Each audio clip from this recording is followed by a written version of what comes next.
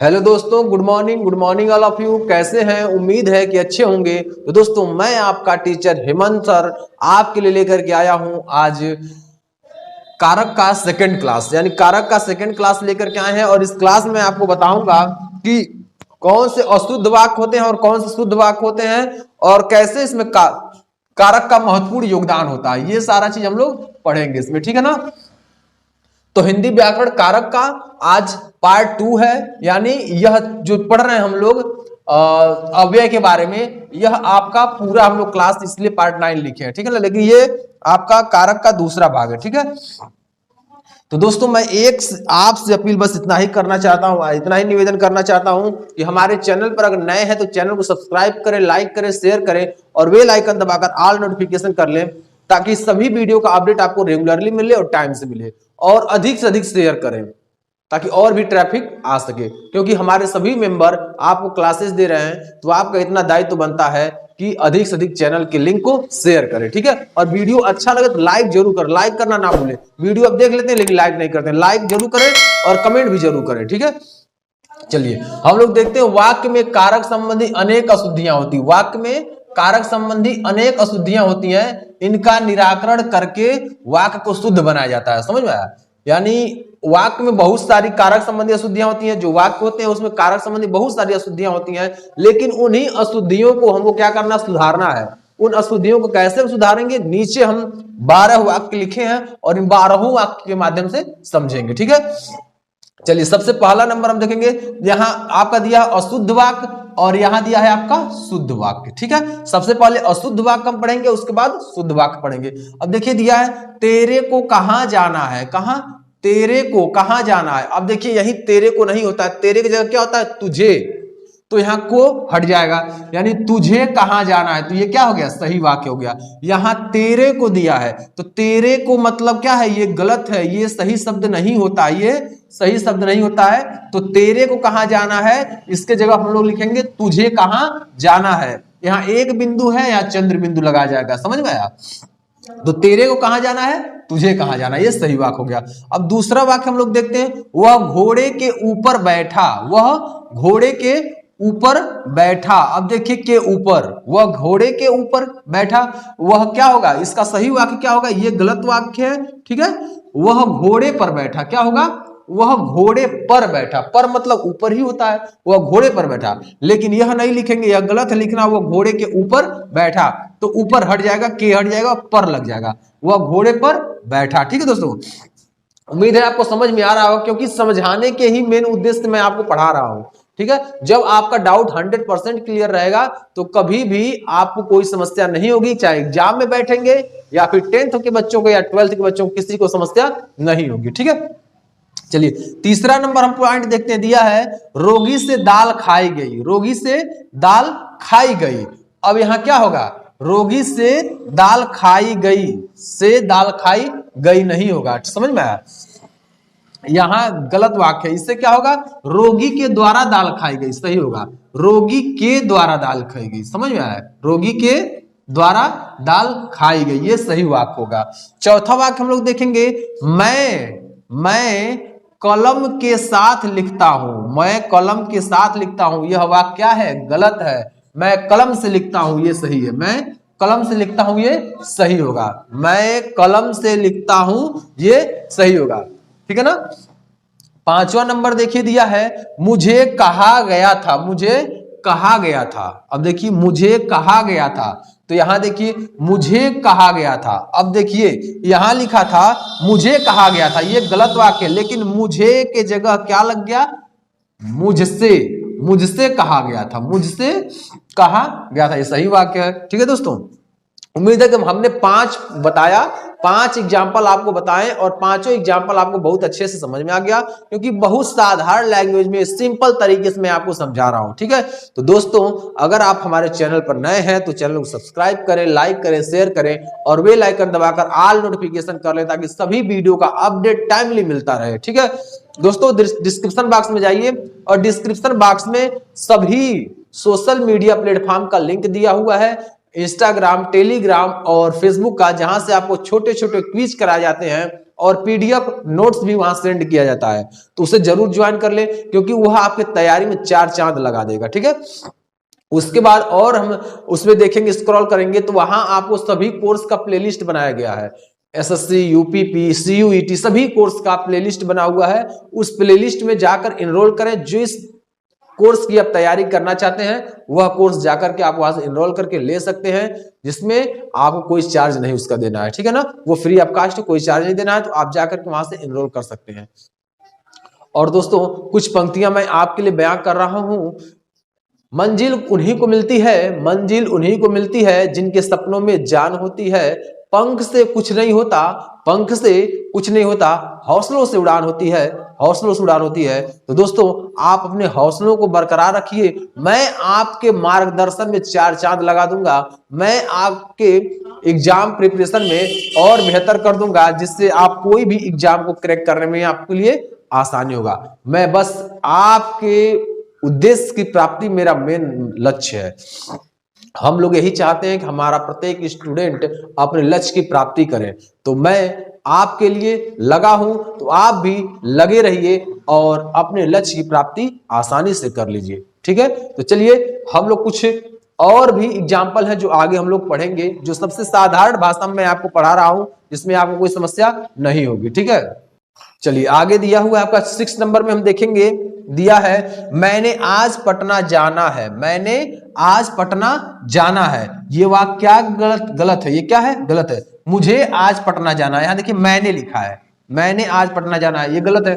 मुझे आज पटना जाना है, समझ में आया? तो मुझे क्या होगा, सही होगा, मुझे आज पटना जाना है। उम्मीद है आपको समझ में आ रहा होगा, क्योंकि एक एक लाइन मैं आपको वेरीफाई करके बता रहा हूं।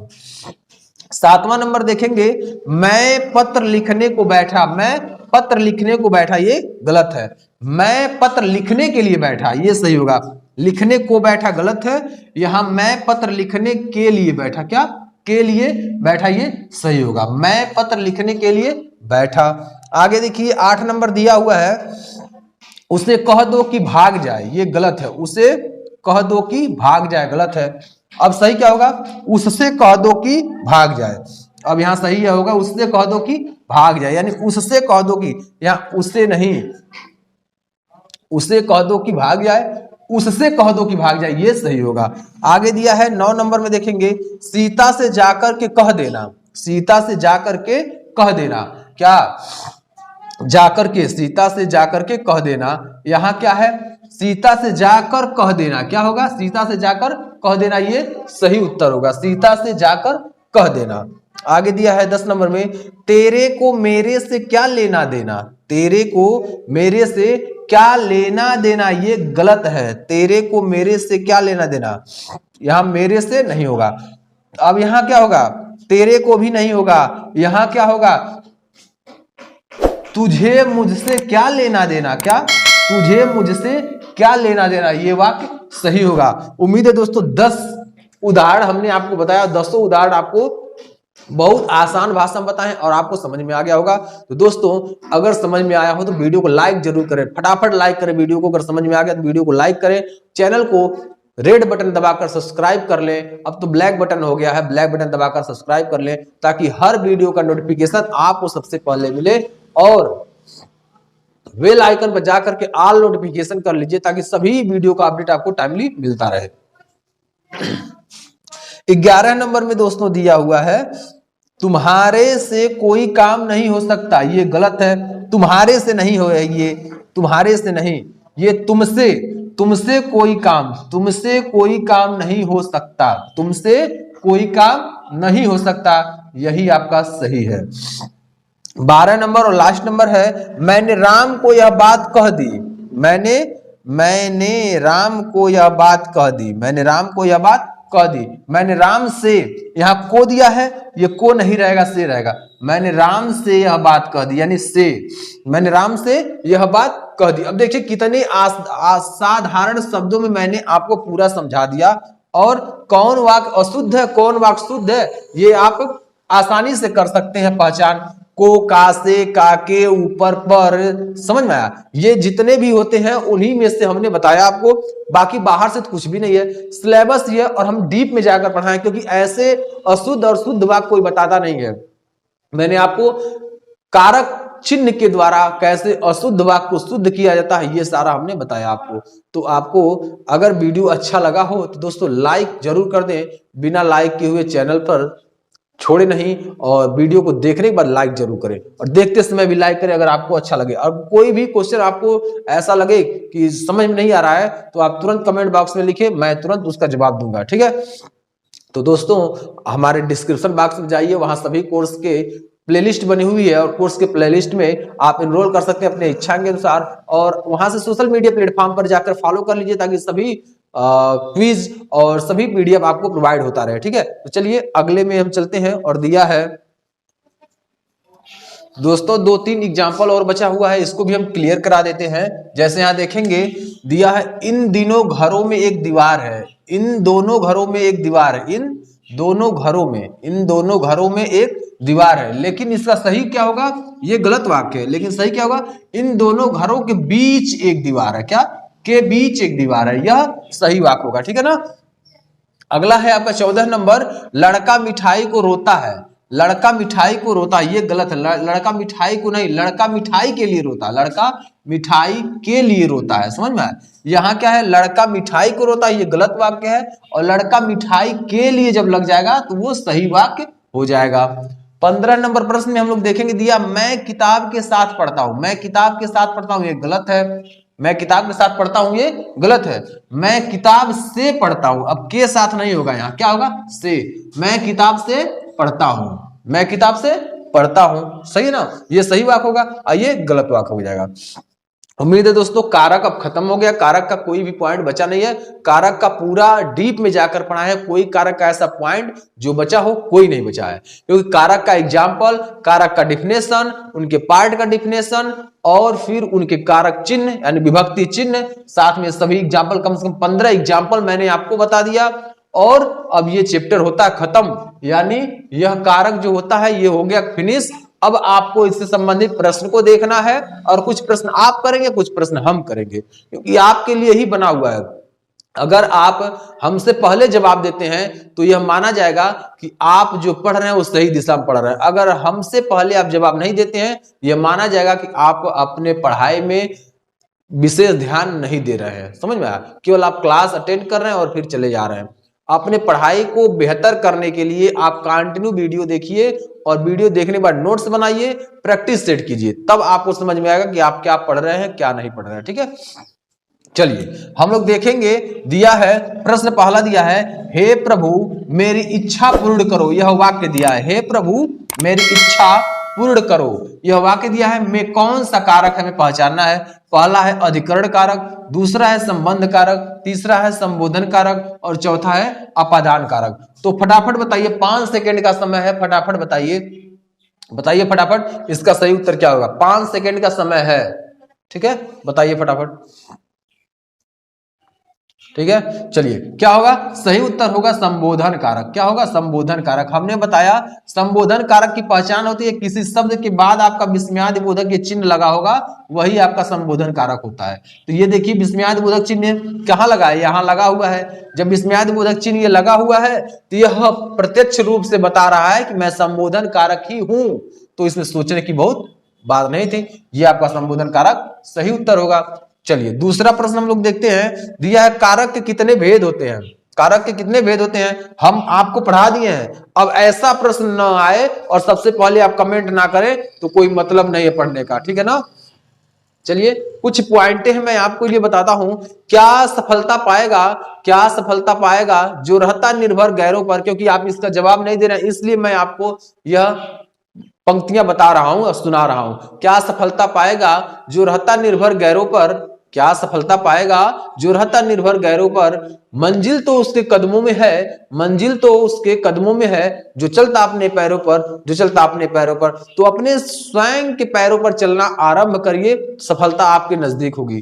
तो चलिए यहां आप देखेंगे कारक के कितने भेद होते हैं, तो कारक के आपके देखिए 7, 8, 9, 10 कितने भेद होते हैं आप अब बता सकते हैं, अब बता दीजिए, अब बता दीजिए, नहीं तो थोड़ा सा पानी लीजिए हाथ में और नाक रगड़ लीजिए, क्योंकि इतना छोटा आपको एग्जाम्पल अगर ना आए, इतना छोटा प्रश्न का जवाब ना दे पाए, कोई मतलब नहीं है, ठीक है ना। चलिए सही उत्तर होगा क्या, बी नंबर, यानी 8 होगा। कारक के कितने भेद होते हैं, 8 भेद होते हैं, कारक के 8 भेद होते हैं। ठीक है, चलिए प्रश्न नंबर 3 पढ़ते हैं। अब प्रश्न नंबर 3 का जवाब देते हैं और 4 नंबर खुद आपको करना है। ठीक है, के लिए, ये दिया है शब्द के लिए किस कारक का चिन्ह है, के लिए किस कारक का चिन्ह है। ए नंबर में कर्म कारक, संप्रदान कारक, संबंध कारक और अपादान कारक। तो कौन सा है के लिए। अब के लिए सब विभक्ति चिन्ह, 8 का विभक्ति चिन्ह आपको याद रहेगा, तो ये प्रश्न आप आसानी से कर लेंगे। ठीक है, 5 सेकंड का समय देते हैं और आप करके बताइए फटाफट। 5 सेकंड का समय मैं आपको दे रहा हूं, तो करिए फटाफट। 5 सेकंड का समय आपको दिया गया है और करके दिखाइए। चलिए, ये आपका है के लिए, जो चिन्ह आपका दिया गया है वो आपका संप्रदान कारक का है। किसका है, संप्रदान कारक का है, यानी के लिए यह संप्रदान कारक का विभक्ति चिन्ह है। ठीक है, अब हम देते हैं आपको 4 नंबर होमवर्क में। 4 नंबर का कमेंट बॉक्स में आप उत्तर जरूर देंगे। ठीक है, क्योंकि यह आपके लिए है। वृक्ष से पत्ते गिरते हैं, इस वाक्य में से यानी से जो दिया है, यहां जो से दिया है, से किस कारक का चिन्ह है, किस कारक का चिन्ह है, कर्म कारक, करण कारक, अपदान कारक, अधिकरण कारक। इन चारों में से कौन सा सही होगा, आप फटाफट इसका उत्तर दीजिएगा। ठीक है, इसका एक बार और प्रैक्टिस सेट हम लेकर के आएंगे, जब पूरा चैप्टर खत्म हो जाएगा तो प्रैक्टिस सेट हम लेकर के आएंगे। ठीक है, तो उम्मीद है दोस्तों ये आपको आज क्लास बहुत अच्छा लगा होगा। अगर क्लास अच्छा लगा हो तो हमारे चैनल को सब्सक्राइब करें, वीडियो को लाइक करें और बेल आइकन दबाकर ऑल नोटिफिकेशन कर लें, ताकि सभी वीडियो का अपडेट आपको टाइमली मिलता रहे। और दोस्तों आप डिस्क्रिप्शन में बॉक्स में जाकर के सभी वीडियो का प्लेलिस्ट दे सकते हैं, कोर्स वाइज प्लेलिस्ट बन चुका है, और वहां से जाकर के आप अपने इच्छा अनुसार कोर्स में इनरोल कर सकते हैं जिसकी आपको आवश्यकता है, और नोट्स बना सकते हैं। सारा मटेरियल आपको वहां प्राप्त होगा। और वही डिस्क्रिप्शन बॉक्स में ही सोशल मीडिया प्लेटफॉर्म का लिंक दिया गया है, जहां से आप सभी सोशल मीडिया प्लेटफॉर्म को फॉलो कर सकते हैं। फेसबुक है, इंस्टाग्राम है और आपका टेलीग्राम है, वहां से फॉलो करके उसके बाद वहां भी आपको छोटे छोटे क्विज कराए जाते हैं और पीडीएफ नोट्स वहीं प्रोवाइड किए जाते हैं, तो वहां भी ज्वाइन करके पहुंच सकते हैं। ठीक है, तो आज मैं क्लास को यहीं एंड करूंगा। जय हिंद, जय भारत।